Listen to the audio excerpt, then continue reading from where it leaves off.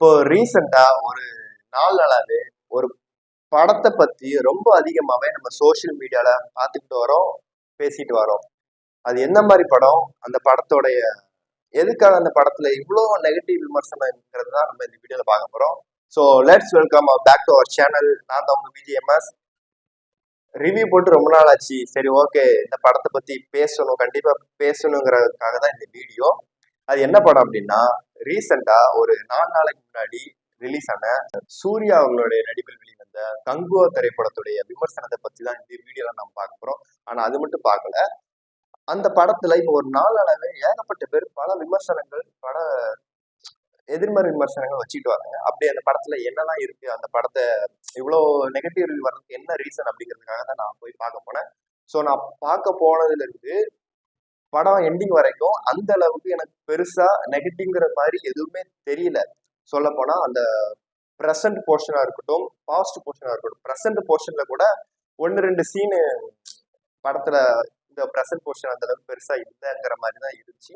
ஆனா past portion பார்த்தா அந்த அளவுக்கு படம் ஒர்த்தா இருந்துச்சுன்னு சொல்லலாம். ஃபுல்லா பாஸ்ட் போர்ஷனே இருந்திருக்கலாங்கிற மாதிரி இருந்துச்சு. ஏன்னா அந்த அளவுக்கு கங்குவா படங்கிறது ஒரு பெரிய ஒரு பீக் லெவல்ல சினிமாங்கிற மாதிரி இருந்துச்சு படம்.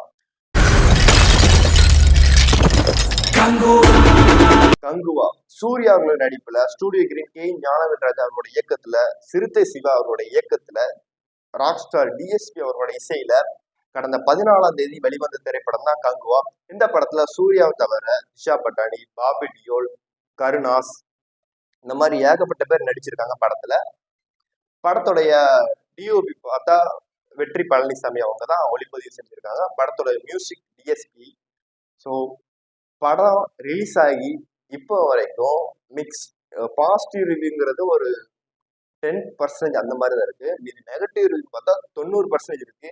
அந்த அளவுக்கு படத்தோடைய நெகட்டிவ் ரிவ்யூ வர்றதுக்கான காரணம் என்ன அப்படிங்கிறது எல்லாருக்குமே தெரிஞ்ச விஷயம் தான். ஒரு சில பேர் படத்தோட சவுண்ட் அதிகமா இருக்கு, படம் ஆளாளுக்கு ஆடியன்ஸ் கத்தல, படத்துல வர்ற நடிச்சிருக்கவங்க தான் அதிக அளவுக்கு கத்துறாங்க அப்படிங்கிற மாதிரி ஒரு பக்கம் இருக்கு. இன்னொரு பக்கம் படத்துடைய விஷுவல் சரியில்லை, கிராபிக்ஸ் சரியில்லை ஒரு பக்கம். இன்னொரு பக்கம் படத்தோட மியூசிக் சம்மந்தம் இல்லாம மியூசிக்லாம் வருது. ஒரு சில பேச்சுக்கள்லாம் சோசியல் மீடியால பார்த்துட்டு வரோம். அந்த அளவுக்கு பார்த்தா கங்குவா படத்துடைய விமர்சனத்துல நெகட்டிவ் விட பாசிட்டிவ் நிறையவே இருக்குன்னு தான் நான் சொல்லுவேன். ஏன்னா படம் அந்த அளவுக்கு ஒரு மிகச்சிறந்த படைப்பு தான் சொல்லணும். தமிழ் சினிமாவை அடுத்த கட்டத்துக்கு கொண்டு போறதுக்கு கங்குவா படம் ஒரு ஆக சிறந்த உதாரணம் தான். நம்ம தமிழ் ஆடியன்ஸ் பாத்தீங்கன்னா, தமிழ் படங்கள் ஒரு நல்ல படங்கள் அந்த அளவுக்கு வரவேற்க மாட்டாங்க.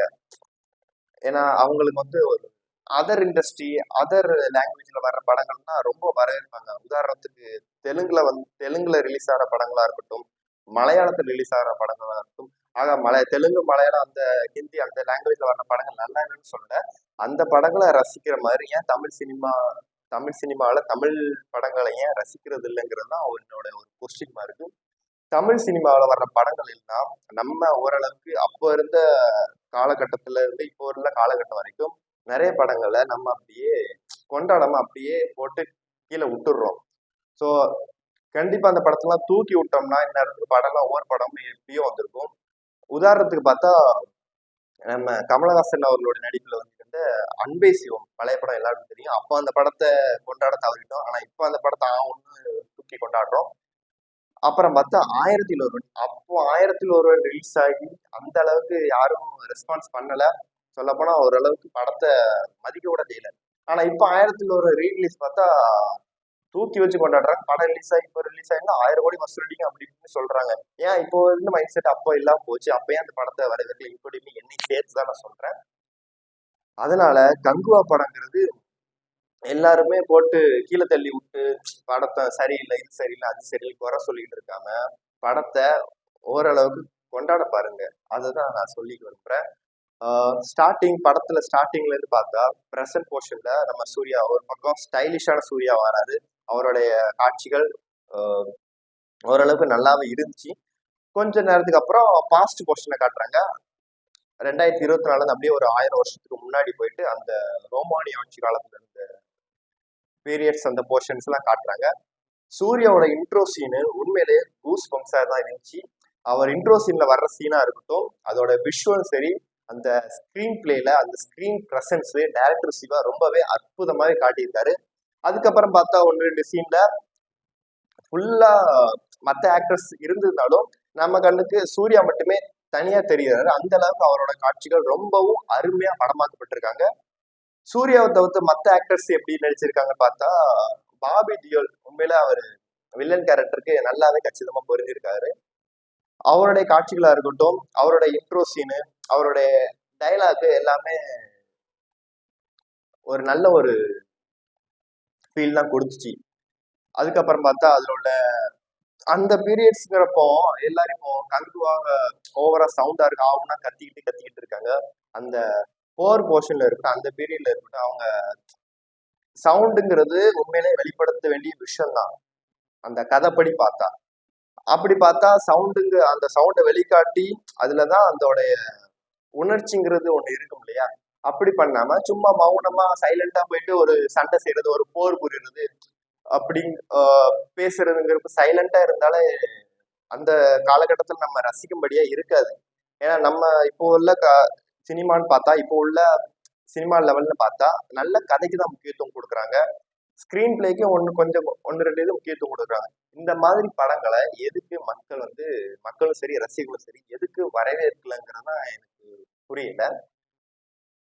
கங்குவா படத்துல மற்ற ஒன்று ரெண்டு விஷயம் பார்த்தா மைனஸ் பார்த்தா ஒரு சில ஆக்டர்ஸ் ஒன்று ரெண்டு சீன்ல வந்துட்டு போறாங்க. ஆனா நெகட்டிவ் விட பாசிட்டிவ் படத்துல நிறையவே இருக்கு. ஆனா நம்ம சோசியல் மீடியால பார்த்தா பாசிட்டிவ் ரிவ்யூங்கிறது ரொம்ப ரொம்ப கம்மி தான். நெகட்டிவ் தான் போட்டு தாங்குறாங்க.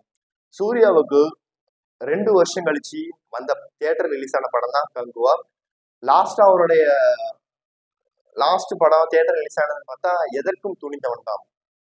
எதற்கும் துணிந்தவன்ல இருந்து அதுக்கு முன்னாடி வரைக்கும் சரியா ஒரு 6-7 படம் நினைக்கிறேன் அவருக்கு சரியாவே போகல. அவருடைய கேரியரும் கொஞ்சம் டவுன் ஆகிற மாதிரி இருந்துச்சு. அதுக்கப்புறம் எதற்கும் துணிந்தவனுக்கு அப்புறம் 2 படம் வந்துச்சு. சூரரே போற்றும், ஜெய் பீம் 2 படமே ஓடிடியில் வெளியாகி படம் பெரிய பிளாக் பஸ்டர் ஆச்சு. எல்லா தரப்பு மக்களும் எல்லா தரப்பு ரசிகர்களும் படத்தை நல்லாவே ஒரு செலிப்ரேட் பண்ணாங்க. அதுக்கப்புறம் அவங்க ஓடிடில பார்த்துட்டு சரி ஒரு தியேட்டர்ல பாக்குறதுனால அந்த படத்துக்கு ஒரு பயங்கர ஒரு ரெஸ்பான்ஸ் கிடைச்சது. ஏன்னா 2 வருஷங்கிறப்போ சூர்யாவோட ஃபேன்ஸும் சரி மற்ற ஃபேன்ஸ் சரி சூர்யாவோட படங்களை எதற்கும் துணிந்தவன் பார்த்துட்டு அந்த படம் சரியா போகல, சரி அடுத்து ஒரு கம்பேக் கொடுப்பாருன்னு எதிர்பார்த்துக்கிட்டு இருந்த வந்த படம் தான் கங்குவா. டைரக்டர் சிவா அவர்கள் அண்ணாத்த படத்துல கொஞ்சம் லைட்டா சர்க்கிள்ல சந்திச்சாலும் இந்த படத்துல அவருடைய ஃபுல் எஃபோர்ட்டையும் போட்டு வச்சிருக்காருன்னு சொல்லணும்.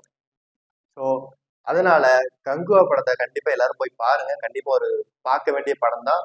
இன்னொன்னு என்னன்னா, கங்குவா படத்துடைய எண்டிங்ல லீடு கொடுத்துருக்காங்க. கங்குவா பார்ட் 2க்கான லீடு. ஸோ ஆல்ரெடி எல்லாம் பார்த்துருப்பேன்னு நினைக்கிறேன், அதனால சொல்லிடுறேன். கங்குவா படத்துல எண்டிங்ல நம்ம கார்த்தி அவங்க கேமியோ நடிச்சிருக்காங்க. சூர்யா கார்த்தியோட ஃபேஸ் ஆஃப் என்னன்னு நம்ம கங்குவா பார்ட் 2 தான் பார்க்க போறோம். ஸோ பார்ட் 2க்கு ரொம்பவே அவ்வளோ வெயிட் பண்ணிட்டு இருக்கோம். ப்ரெசன்ட் போர்ஷன்ல 1-2 சீன்ஸு, அப்புறம் திஷா பட்டானி அவங்களுடைய ரோல் அந்த அளவுக்கு அவங்களோட ரோல் இம்பார்ட்டன்ஸ் படத்துல இல்லை அங்க அந்த மாதிரி இருந்துச்சு. அப்புறம் யோகி பாபுவோட காமெடி சீன்ஸு, ஏன்னா ப்ரெசன்ட் போர்ஷனோட பாஸ்ட் போர்ஷன் அவ்வளோ இம்பார்ட்டன்ஸ் கொடுத்ததுனால மேபி அந்த ப்ரெசன்ட் போர்ஷன்ல யோகி பாபு சீன்ஸ் அவ்வளோவா வராம இருக்கு. ஸோ காமெடி ஹியூமர் சீன்ஸும் அந்த அளவுக்கு ஒர்க் ஆகல படத்துல. பாஸ்ட் போர்ஷன் பார்த்தா அந்த அளவுக்கு வர சொல்ற மாதிரி எந்த விதமான பாயிண்ட்டும் கிடையாது. ஏன்னா பாஸ்ட் போர்ஷன் அந்த அளவுக்கு படத்தோடைய இது கச்சிதமா எடுத்திருக்காங்க. சூர்யா நடிப்பு நாயகன் சூர்யா அவர்களை பத்தி சொல்லணும்னா அவர் படம் முழுக்கவே ரொம்பவே நடிப்பை வெளிப்படுத்தியிருக்காரு. 2 விதமான ரோல் 2 விதமான லுக்லையும், ப்ரெசன்ட் போர்ஷன்ல ஸ்டைலிஷா வர்றதுலையும், பாஸ்ட் போர்ஷன்ல ஒரு கம்பீரமான ஒரு அரசரா ஒரு போர் வீரரா வர்றதுலயும் அவருடைய நடிப்பை அபாரமா வெளிப்படுத்தியிருக்காரு. சூர்யா அவர்களுடைய நடிப்பு நம்ம எல்லாருக்குமே தெரியும். அந்த அளவுக்கு ஒரு எஃபோர்ட் போட்டு ஒரு உயிரை கொடுத்து அவரோட டெடிகேஷனை ஃபுல்லா ஒரு 100% அவரோட டெடிகேஷனை கொடுத்து நடிச்சிருக்காரு. இந்த படத்துல பார்த்தா ரொம்பவே அதுக்கான சான்சஸ் நிறையவே இருக்கு. கங்குவா மாதிரியான படங்கள் தமிழ் சினிமாவில இதுக்கப்புறம் வந்தாலுமே படத்தை அந்த அளவுக்கு இது சரியில்லை அது சரியில்லை குறை சொல்லாம ஓரளவுக்கு படத்தை நல்லா பார்த்து என்ஜாய் பண்ணி கொண்டாடுங்க. ஏன்னா ஒவ்வொருத்தங்க மைண்ட் வைஸும் ஒவ்வொருத்தவங்களுடைய பாயிண்ட் ஆஃப் வியூ பார்க்குறப்போ ஜென்ரல் ஆடியன்ஸ்கிறப்போ அவங்க சினிமா ஒரு பொழுதுபோக்கா பார்ப்பாங்க. ஒரு சில ஆடியன்ஸ் பார்த்தா சினிமாவா பார்ப்பாங்க. இன்னொரு சிலவங்க சினிமாவோட அந்த கதைக்குள்ள போய் ஓகே இப்படி இருந்திருக்கணும் அப்படின்ற மாதிரி பார்ப்பாங்க. ஜென்ரல் ஆடியன்ஸை பொறுத்த வரைக்கும் அவங்க ஒரு பொழுதுபோக்கா பாக்குறப்போ ஒரு 200 rupees கொடுக்குறப்போ அந்த சினிமா ஒர்த்தா, அந்த படம் ஒர்த்தாங்கிற மாதிரி தான் அவங்களோட மைண்ட் செட்ல இருக்கும். இந்த இப்போ வர்ற யங்ஸ்டர்ஸ் எல்லாம் படம் பாக்குறப்போ ஒரு நல்ல ஸ்டோரி இருக்கணும், ஒரு நல்ல ஒரு கண்டென்ட், ஒரு நல்ல ஒரு லவ் ஸ்டோரியா இருக்கட்டும், ஒரு ஆக்ஷன் சீன்ஸ் எல்லாம் பார்த்தா அந்த அளவுக்கு அதோடைய ஆக்ஷன் எஃபோர்ட் இருக்கணும், அதோடைய ஸ்கிரீன் பிளேயா இருக்கட்டும், ஸ்கிரீன் ப்ரெசன்ஸ். ஏன்னா ஹீரோ அந்த அளவுக்கு கொண்டாடுற ஒரு இண்டஸ்ட்ரின்னு பார்த்தா நம்ம தமிழ் இண்டஸ்ட்ரி தான். ஸோ அதர் லாங்குவேஜ்லயும் சரி, அதர் இண்டஸ்ட்ரி வந்த படங்களை பாருங்க, பார்த்து என்ஜாய் பண்ணுங்க, அதையும் செலிப்ரேட் பண்ணுங்க. ஆனா அதை விட நம்ம தமிழ் சினிமா வந்து நெக்ஸ்ட் லெவலுக்கு கொண்டு போக ஏதாவது கொஞ்சம் சேஞ்சஸ் வரணும்னு தான் சொல்றேன். எதுக்குன்னா மற்ற இண்டஸ்ட்ரியில ஆல்ரெடி சொன்னது, மற்ற இண்டஸ்ட்ரியில 1000 crore ஈஸியா கலெக்ட் பண்ணிட்டு போயிடுறாங்க. ஏன்னா நம்ம இண்டஸ்ட்ரியில தான் அந்த அளவுக்கு பெருசா வரல. ஸோ இனி வரக்கூடிய படங்களா இருக்கட்டும், இனி வரக்கூடிய ஒரு நல்ல நல்ல பெரிய ஆக்டர்ஸ் படங்களா இருக்கட்டும், நல்ல ஒரு கதைக்கு முக்கியத்துவம் கொடுத்து அந்த மாதிரி பார்த்து ஒரு நல்லா என்ஜாய் பண்ணி படத்தை வந்து ஒரு நெக்ஸ்ட் லெவலுக்கு கொண்டு போக பாருங்க. ஏன்னா சினிமா இண்டஸ்ட்ரியில வர டெக்னீஷியன்ஸ், ஆக்டர்ஸ், அதுல வர ஆர்டிஸ்ட் எல்லாருமே தமிழ் சினிமாவை ஒரு நல்ல ஒரு நெக்ஸ்ட் லெவல்ல கொண்டு போக தான் பாக்குறாங்க. அவங்களுடைய எஃபோர்ட்டும் ஒரு நல்ல ஒரு வெளிப்பாடை தான் காட்டிட்டு வராங்க. ஸோ அதுக்கு ஒரு மிகப்பெரிய ஒரு அப்ளாஸ். கங்குவா படத்தை பார்க்காதவங்க கண்டிப்பா போய் தியேட்டர்ல பாருங்க. 3D டெக்னாலஜியை ரொம்பவே அழகா யூஸ் பண்ணியிருக்காங்க.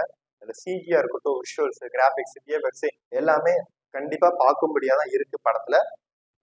சூர்யாவோட கங்குவா, வென்றுவா. ஸோ ஓகே, இன்னைக்கு நம்ம இந்த வீடியோல கங்குவா படத்துடைய பல விஷயங்கள் எல்லாம் பார்த்துருப்போம். ஸோ நெக்ஸ்ட் வீடியோல வேற ஏதாவது ஒரு விஷயத்தை பத்தி தான் நான் உங்க கூட பேச வரேன். So okay, bye bye, see you soon.